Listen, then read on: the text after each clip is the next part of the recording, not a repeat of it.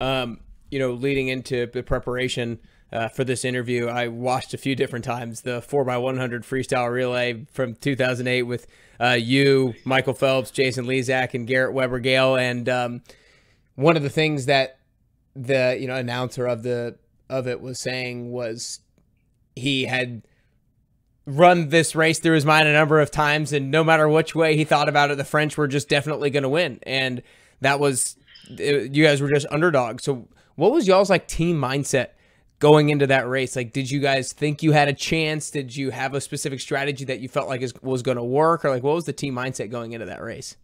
The gentleman's name, who is a big brother, who's an Olympic brother, but also just a mentor to me, is Rowdy Gaines. He's the voice of the Olympics when it comes to swimming. And yes, he said, there's no way that on paper, I've done it a million times. There's no way that they can win. And so to this day, we make fun of him when we see Rowdy, and Rowdy's just like, yeah, okay, I got that one wrong. But he's like, but that was a miracle. I was like, yeah, it was a miracle. For us, it was, we never doubted ourselves, Nick. It's hard to say that we really had words before that were like, okay, guys, we're going to get hyped up. I think that's what everyone expected. But there's something about being a part of Team USA, and especially about that group that we were with. Words didn't need to be spoken. We were going to go out there and we were going to win. There was no question in our minds well, silver will be great. No. Yeah. No, we're going for gold. And you can say a lot of that is even though he at the time was already only 23, the leadership of Michael, it was Garrett, Jason, who has been on the 2000 team, the 2004 team, but there was no conversation about how are we going to do it. Nope. We just had four guys that were like-minded, that believed there was no way we could lose. It's a strange thing, and to this day, when we actually are all together, we just kind of look at each other, and it's like, wow, there's such a special bond around that one moment has cemented us for life. Yeah. And before it, there was no conversation, zero conversation about well, you're going to need to go this time, and you're going to need to. We're going out there to win. That's it. That's awesome. That's awesome. Yeah, I mean, hey, when each person believes in the other person, that's all that you need. I'm curious. Did you guys hear the outside noise of going in knowing that you're the underdog, and even Rowdy Gaines doesn't think you guys can win? Do you guys hear that or know that going into it? Yeah, we did, especially when the tabloids were pushing out yes, I said tabloids, everybody. This is 2008. There were still newspapers coming out, but there was headlines basically saying, we are here to crush the Americans. The French team was saying they were here to crush the Americans. And so we all heard it. It was the article was actually in our team room just so that we could see it every day leading up. And we used it as fuel. We were motivated. Let's just say it like that. Angry's a hard. No, we were angry. We were like, nah, you're not going to poke the bear. Don't do that. And so awesome. we were just motivated. We had one of the really cool moments was we got a letter from our armed forces in 2008. We were still very much so looking for Osama bin Laden at the time after the 9/11 attacks. And so we were really worried even just going to the Olympics, just because it was very fresh still for the U.S. And we ended up getting a flag from our armed forces that said, you guys go out there, kick butt for Team USA, you inspire us. And we had that flag in our team room, and there wasn't one dry eye. I mean, we were all just you want to see grown people crying. It was our armed forces say that we're their heroes. There was no way we were going to lose. So we had the article. They said they were there to crush the Americans. And then we had a flag from our armed forces, and they were both sitting next to each other in our team room. There was no way. We were we're going out here and we're winning. We're winning for the U.S.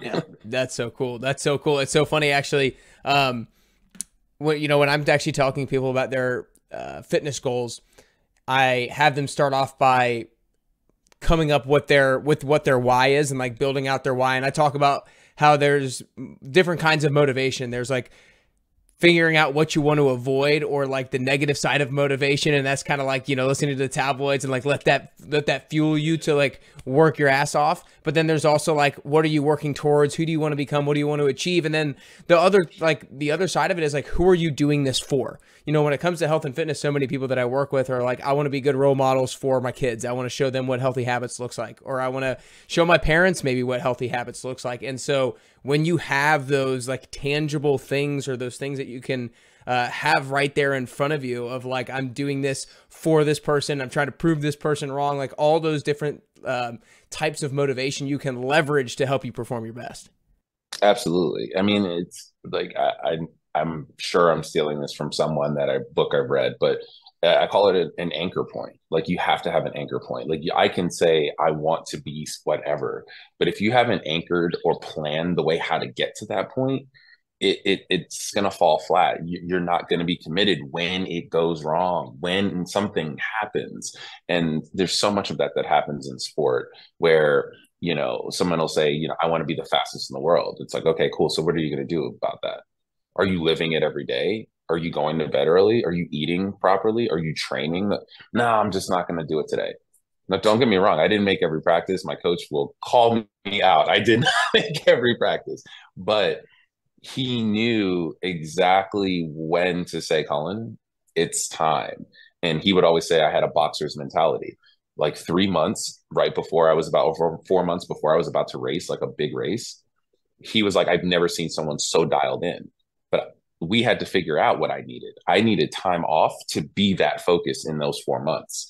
And so when it came to the preparation, when it came to living that dream, he was like, you need time off to just kind of get your head back.